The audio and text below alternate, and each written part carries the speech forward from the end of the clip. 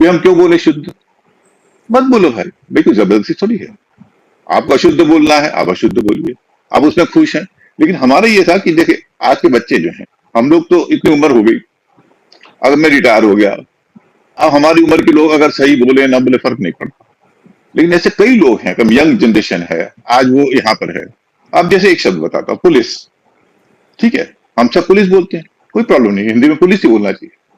अब वो व्यक्ति अगर ब्रिटेन जाता है, अमेरिका में जाता है, और वहां उसको अंग्रेजी में बात करनी पड़ती है, वहां वो पुलिस कहेगा तो उसे शर्मिंदा होना पड़ेगा, क्योंकि अंग्रेजी में पुलिस नहीं है, पुलिस है, पुलिस, पुलिस। पुलिस। ओह ओह, अच्छा। तो मेरी कोशिश ये है कि आप, मैं नहीं कर रहा हूं कि आप हिंदी बोलते हो पुलिस बोलिए, भाई पुलिस वाले को बुला लो, मैं नहीं करना चाहता। आप हिंदी में पुलिस वाला ही बोलिए, पुलिस ही बोलिए। अंग्रेजी में कहीं बात की बताए इंटरव्यू में कहीं है, तो आप ये शुद्ध उच्चारण है।